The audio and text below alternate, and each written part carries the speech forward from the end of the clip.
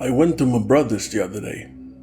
I was invited to a barbecue, the last one of the year. Let me tell you, when he's cooking food, you don't say no. He's a great chef, and his meat tastes fantastic every time. And the sauce? Nectar from the heavens. Anyway, so I went over there, and his wife, Nama, already had the beer chilled to perfection. Very nice woman. Her name is maybe a bit unusual to you, but her parents came here from Israel. My brother and his wife met almost 20 years ago now. My brother, whose name is Hypnos for some reason, asked if I wanted to stay over for the night since I live a few hours away and their house is pretty much a mansion. I said sure, I'd love to stay. They have a spare bedroom, so why not, you know? They have 2 kids as well, Persephone and Leviathan. They are 3 and 5 years old respectively. I never thought about this before, but my whole family has unusual names. My parents, my brother, his wife and his kids. My name's Kalvin. I'll have to look up what our names mean someday, but I digress. On with the story. So, as I sat in the lawn chair by the table, and as my brother put the meat on the barbecue, little Persephone came by and stood next to me. She stared at me for a while. She leaned in closer, and with a cute little voice she asked if she could borrow my phone to watch some kids show on the internet. I'm not a complete ass, so of course I lent her my phone. She walked away from me to the other side of the garden. My brother and his family do have a very nice garden.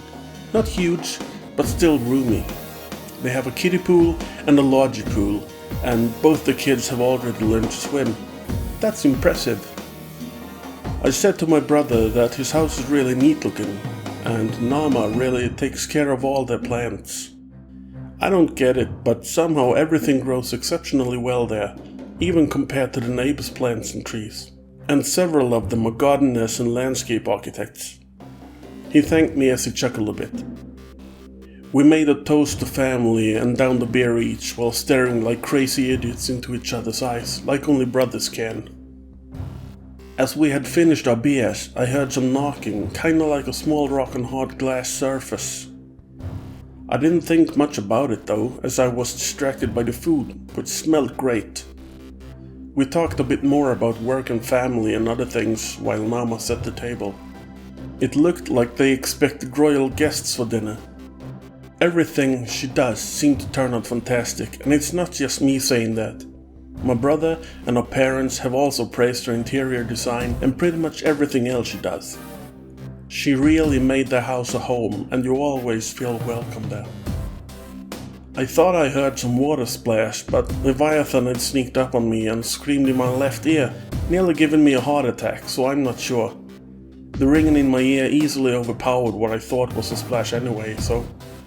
Then Leviathan started running around the dinner table while laughing like a maniac. My brother put the meat on the table, right next to the potatoes and veggies Nama already put there. Nama told the kids the dinner was ready. Just as my brother pulled out his chair to sit down, Leviathan sucker punched him in the nuts. My brother folded like a lawn chair as I laughed my ass off, like siblings do. Leviathan screamed victory, and before he sat down, he whispered in my ear, "I'm gonna kill you in your sleep tonight." It might sound like the family has a lot of issues, but the kids are doing great in school and kindergarten. Nama works as a very successful diplomat, and my brother is the owner and principal of a school for troubled kids. They have nothing but love for everyone. As Persephone came to the table, she held her arms behind her back. I asked what she had there, and she smiled as she gave me my phone back. The screen was shattered, and I could see the phone was half filled with water. Good thing I'd planned to get a new phone anyway. My brother told her she'd get no candy for 2 weeks. She doesn't understand how money works yet, so candy is her currency. For a kid, 2 weeks without candy is a long time. You have to think about perspective, you know? Time's different for a youngling compared to an adult. We started eating, and again, my brother's a great chef. I asked him how we get the meat to be so tender and juicy. He told me that he usually beats the meat before he marinates it in the sauce he makes. You know what? I'm probably boring you. Let's get to the weird part of the evening. So after dinner, we cleaned up, yada yada yada, and later we went to bed. I heard this scratching sound at my door, so I went to check it out. It was dark both in my room and the hallway connecting with the rest of the house. I opened the door wide and stepped out of my room, but I couldn't really see anything.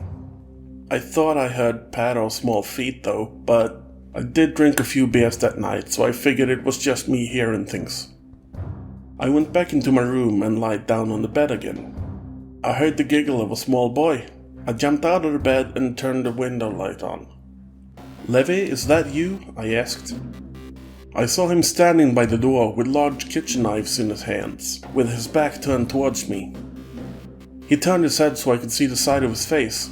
The grin was like something from a demon, and his eyes glowed bright orange with a sinister intent. I didn't know what to do, because I was very confused. He turned his head to face the door again, fell backward, still holding the knives.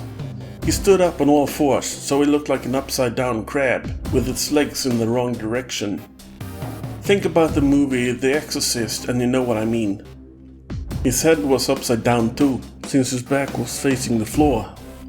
Then he turned his frickin' head so it was upright, and I heard the cracking of bones in his neck.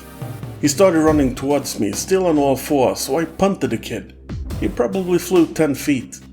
I quickly grabbed my clothes and bolted out of there, and all the way to my car I could hear Leviathan laughing as he ran after me. I'm guessing still on all fours, since I also heard the clattering of metal against the marble floor. Let's just say I put the metal to the floor as I sped away from there. I will not be staying the night at my brother's house for some time. Thank you for listening to my story. By the way, might as well look up Leviathan's name. Oh, that explains so much.